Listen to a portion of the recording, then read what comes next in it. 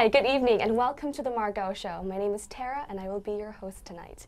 I'm very excited to introduce you to our guest tonight. You might not yet know his name, but by the end of the night, once you see his work, you're unlikely to ever forget it. Michael Ezra is taking the art world by storm with his fine art nude sculptural photography. His exploration of duality in nature has, especially arrested in the human form, has earned him quite a following. And his precise execution has also become a trademark in the industry. I'm so You're very excited. kind, Tierra. Thank you. Thank you for joining Hello, us everyone. today. Thank you very much, Tierra. So sculptural photography, that is a term I'm not particularly familiar with. Can you describe what that is? Well, we all know what photography is. Yes, I hope and so. we all know what the sculpture is, and it basically simply is a mix of two. I've arrived to that as a medium by accident. Oh. I was inspired by sculpture, and I wanted to do sculpture. And then I saw a beautiful photograph of Anastasia Kinski by Richard Avedon. Wow. When she's laying on concrete floor and being kissed by a snake. It was a 2 hours wait time until it happened, and they captured an immortal picture. Wow. And that picture served as an inspiration to use photography as a medium for sculptural work. Wow. So this is a style you developed on your own. Were you taught by anyone, or did you have to go to some kind of training? I never took a single class in photography, and in terms of sculpture, either. I did attend a school, and it was my minor in college, painting, although it was quite an informal training, sort of. But mostly it was self-work, and I had a mentor which had a great impact on development of the content that I started producing since I was a teenager. Wow. So this duality that you're known for, and something that is so captivating about your work for me, especially with the female models, is this opposition that plays, the strength and gentleness, the femininity, and like the secret masculinity. What drew you to this duality? The simplest way to approach it, and photography is a perfect medium to express this aspect, philosophical aspect, because photography is based on light and shadow. Right. And they're dual to each other, because there is no shadow if there is no light. You will never see it. Right. Right? And without a shadow, you would never see really light. You would see light, but you wouldn't see anything unless there is something stopping that light. Wow. Right? And that interaction of opposites allows everything to be perceived and exist. Wow. Right? And that aspect is underlying to everything we really experience. Strength has to be flexible, fluidity may have a rigid aspect to it, and complexity may have an underlying simplicity or vice versa. Wow. And all of that can be explored through sculptural photography. That sounds even like philosophical even. Is there like... It can be, yeah. yes. Is there a purpose or like a mission you try to accomplish through your work? That's a loaded question. No pressure. Yes. Well, being an artist, and I came to photography through painting originally, because I started taking reference photographs to assist work in painting. As an artist, you try to pursue something that is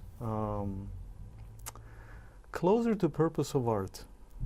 Right. And I didn't know what the purpose of art is. As a kid, I had a lot of books with European art, and naturally absorbing everything you see. I was always curious about the purpose as well. Right. And I couldn't understand what the purpose is until probably recently. Wow. Recently as in like somewhat recently. Okay. Yesterday. Yes, and the purpose of art, and hopefully what I do as well, the purpose of every artist's work, I hope, would be to support the core aspects of humanity, of something that allows humanity to exist. Wow. Not biologically, but our human element to continue. Because in a mess of everything that happens in everyday life, we can hold on to something that is core, pure, undisturbed. It is disturbed. Right. But the purpose of art is to allow it to extend in time, in Right. purity, in its evolution. Right. And one of the aspects on which art is focused to help that is beauty, which naturally is quite easily integrated, because art is made originally for admiration purposes. We create art because it's beautiful. We look at art because we like it. We enjoy it, hopefully. We enjoy it. And what is that beauty? It's something that we're attracted to biologically, because through natural selection we started being drawn to more to certain aspects of nature, Right. something that nature allowed to continue to exist. And with art, we can support that, and we can create a new kind of beauty. Wow. So there is a theoretical aspect to art as well, which is Right. really fun. Yeah, I would love to see some of your paintings. It's so gentle. It captures the human spirit in a way that goes beyond the physical, which is amazing because, you know, I have to ask. So admittedly, I don't know anything about the world of photography or how it works, but I've always been especially curious about the process, especially when it comes to a more intimate shoot, like a nude photography session. What is that process? How do you start? Like, how do you, and with your... You start from yourself, Right. really, because... Looking in the mirror? No, well, maybe, yes, and that as well. I think you start from realizing who you are.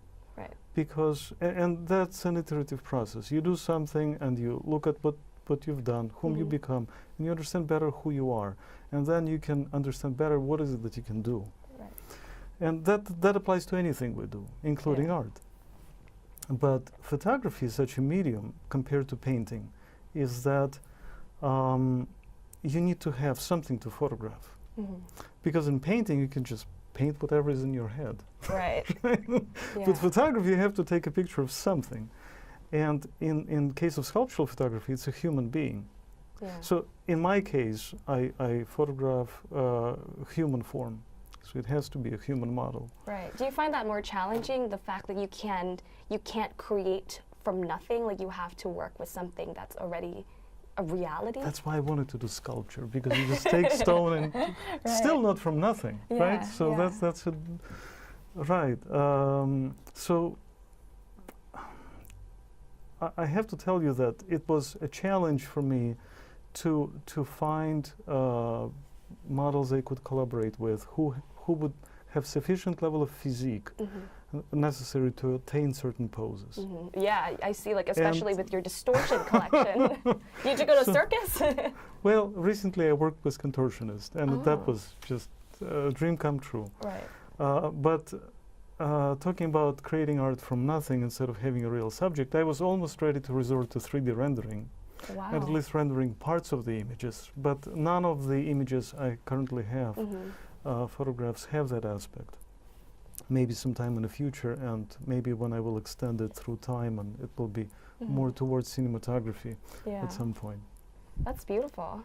And what really stands out about the photography, like the photos, or the fact that, you know, the models don't even, they're so at ease that it's not like the camera is even there. And that's another aspect of duality. It isn't at ease. Well, sometimes, once it was a case that model almost fell asleep on my shoot because it was so relaxing.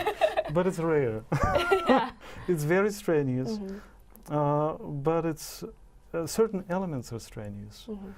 But that's what makes it more interesting, because that's what allows to attain something that is not trivial. Because nothing in life is that easy, isn't it? Right. Nothing has to be in front of camera either. And if we show lightness, if we show levitation, and it looks at ease, it's because it's towards a vision of something. It's towards a dream. Now, when we try to achieve our dreams, it doesn't mean that we have to walk an easy path. The same happens on a shoot. Usually not. Usually the opposite of an easy path. Yes. That's crazy. So, but there's trust that needs to be built. You have to curate some kind of authenticity. Interesting. Just because there is a live person on the shoot present, a model, and it's a collaborator. A photographer has to have a trust with the person present on the shoot, and it's a most intimate psychological relationship because it's actually a mutual trust. Right. Because there's certain elements of insecurity, of nude posing, of course, and there is an element of mutual respect, integrity, and trust that goes both ways. And one of the ways that usually is overlooked. We'll be right back after this break. Stay tuned.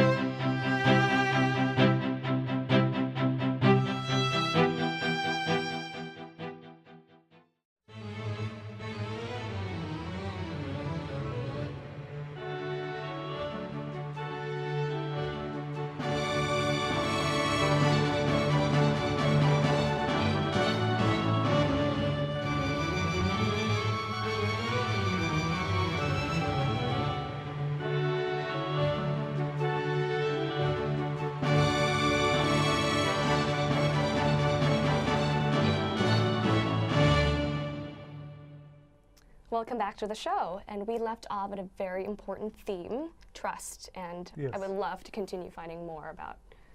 So what I was about to say before we went on a break, that there is an element of trust which is usually overlooked in photography. Right. And it is normally admitted that a model has to have trust. Right. To a photographer. That's the common conception. Right, because a person who is invited to a studio needs to trust the space and etc. Of course, and that's obvious. But there's another trust going on. Because when someone is creating personal artwork and trusts someone else to be part of it, that is trust. Right. That's trust I have to all people I work with. I invite them to be part of my work, and I'm very grateful for their participation, of course, but inherently it's a display of trust. Yeah, that's really interesting, and I kind of never thought of it in that perspective. Like, you are inviting them to join your creation. Yes. That's incredible. So who are some of the people you're hoping to work with in the future? I suppose it would be ballerinas. They have trained gracefulness and musicality in their movements, whether they're moving or in static poses. It's built into them through years of training. It significantly simplifies my work, and we speak similar language. Yeah. Well, they rather speak my language. So ballerinas would be certainly on the list, and contortionists as well. Yeah. Gymnasts, I would say. When I was a kid, I used to watch a lot of artistic gymnastics. Yeah. It was extremely popular in Soviet Union. Still is, I think, yes. all over. Yes. But whenever I would get home, turn on TV on a lunch break, there was artistic gymnastics. I guess it ingrained in your mind. You're like, I gotta keep it programmed me to Well, I guess good for you for watching TV. Yes, well. How long have you been in New York? Quite a while. Overall, it's been 24 years. I was in New York, then out of Wow. New York, came back, and it's been quite a few years here. You didn't get enough it's of great. it the first time. Actually, I had enough of it, and I thought I would never come back, but I did, and I'm glad I did. Right. And it changed so much. Constantly. And I changed. My whole life Yeah. changed through years spent in U.S. and New York is wonderful. It's a city which makes me feel home. Wow. Really, Right. genuinely. Wow. Because I think any person can feel home, specifically in New York. It is so mixed Yeah. that it's nobody's, it's everybody's place. Yeah. Everyone will feel at home here. That's crazy though, coming from, because I know where you're from is the land of hospitality and It's a beauty beautiful country, yes. and wine. And wine, yes, beautiful, beautiful culture of Mhm. wine, because every glass of wine would be would be toasted with about an hour-long toast. Right. Traditional, traditional Georgian table, toast. yes, that's right. Wow. So, did you grow up studying art, or you mentioned you didn't study art? What did you go to school for back in? Well, I wanted to be an artist when I was a kid. Mhm. I think any child probably at some point has this in their mind that they want to be an artist. We Yeah. all start drawing, right? Even before we start speaking, Yeah. clearly. Yeah. Right? Yeah. So that's, and I'm glad I was able to connect to it Mhm. later on. I had quite an adventure overall, an interesting path. Mhm. I am sixth physicist in a family by education. Wow. I studied theoretical physics back in Georgia and continued here in field of medical physics, got a graduate degree. But then I worked for about 18 years in information technology. So talking about dualities, but in parallel Yeah. to all that was an artistic pursuit of everything else I was doing, which now is a primary focus because I switched entirely to doing photography. So when you switched, were your family physicists like, what? Artist? Was that, how did that? No, it wasn't. And I have to tell you, I always wanted to be. And Right. at an age when I switched, there was no room for surprises Right. to anyone, right? You're Yeah. free to But physics and IT and art? It's all closely related. And what is interesting, so remember we spoke about creating art out of nothing in Yes. painting? Mhm. That is reminiscent to me to theoretical physics. Because to do theoretical physics, you just need a blank paper and a pencil, your mind. You can think of something and you can write down the equations and etc. Wow. Same in painting. You just need a blank canvas, at least one color and a brush, right? Right. Or even use hands and you're done. You can paint something. That's Something unseen. Wow. In photography, you need something else. You need a subject. Mhm. You also need equipment. Well, in painting, you kind of need equipment as well. right. But so photography has a technical aspect Mhm. to a field, more technical, significantly more technical than painting. And with that, it brings a lot of people from engineering fields, a lot of engineers Or or artists. scientists. Well, they have hobby. Photography is Yeah. a hobby, and Wow. everyone has cameras these days. They're so easy Right. to press a button on, right? Right. They're more complex cameras, Mm. but it requires a bit of engineering understanding to understand the full spectrum of use of equipment. Mhm. But with that aside, once you master that and you can focus on the artistic element, it's Mhm. back to painting, it's back to theoretical physics to extent, Yeah. because you touch a true essence of things. Right. Because theoretical physics gives you freedom of pure thought. Mhm. And the purest thought would be expressed in math. Hmm. It's the most abstract Right. art form. Well, music, I would say, would compete with that. Mhm. Music and math are the most abstract. And then we're taking a notch down, which is visual arts, Yeah. because they're more tangible. It's Mhm. something you can touch, which is a Right. painting or a photograph. Wow. So, sorry, I No, I took really, it quite no, but it's so interesting because they sound like, what does Einstein and Picasso have in common? Like, but like when you explain it that way, it's so tangible. But Einstein loved playing a violin. Really? Right? Yes. I didn't know and that. I haven't had a chance to speak with him, but I would imagine Oh, I'll give he him a loved call it after beca- this. I would imagine it's he loved it, Right. right? Because there is a harmony in music, and there is a harmony to human thought, and it's lovely to master both. Right. That's when you attain this Duality harmony again. and duality. Yes. So I was looking at your website and I came across reflections, which I thought was a very literal representation of this form. What did you aim to do with that collection? So originally, when I was trying to come up with a name to this series, I called them false reflections, and I could never find peace with it because I didn't want to have name false in anything. Name to anything that I do. Right. It's kind of negative. A strange duality to it. But it had an underlying meaning that it's not a true literal reflection.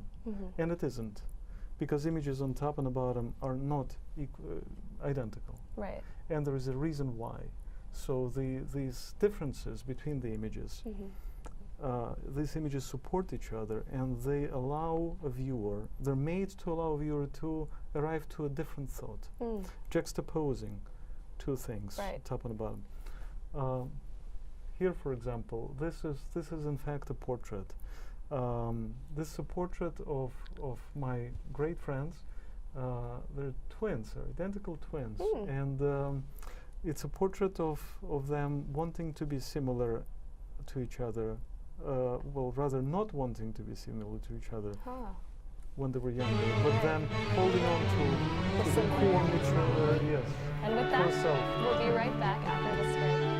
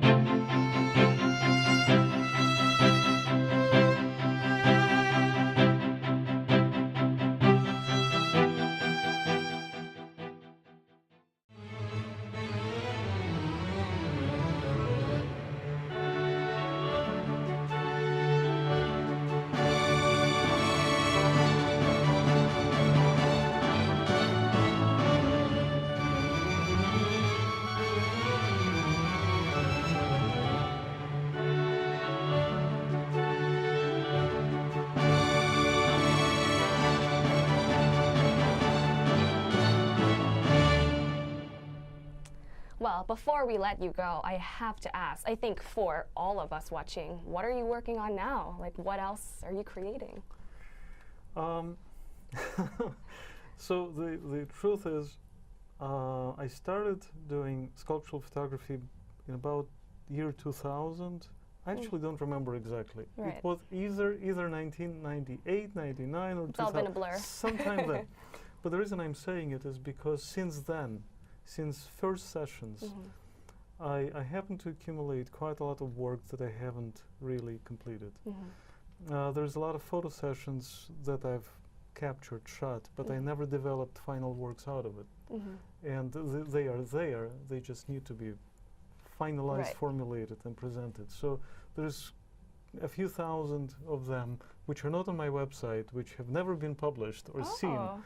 And that's something I plan on working on this year. And one of the reasons why is because I think finally this year I'll get to work on a book. Oh, congratulations! That's huge. That's a huge step. Wow. So is that where we can find your work, on your website? Yes, you can find, certainly. You can find my work on michaelezra.com. And they're all limited editions, all handmade by you. Everything, yes, everything on that site is sold as limited editions prints, which I personally make. So get them before they run out, guys. And I also know that you also have another business, which is a commission-based portrait company. That is right. Yes. Well, yes.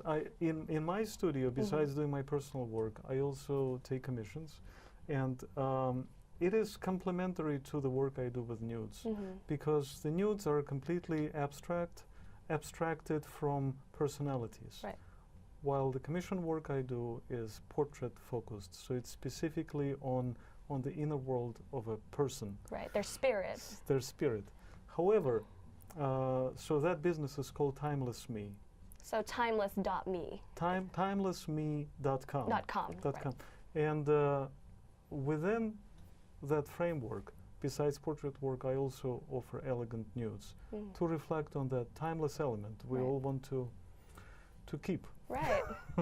Like, you know, do it while you're young or before you get any older. I think that's a great... As long as whatever you desire to remain timeless.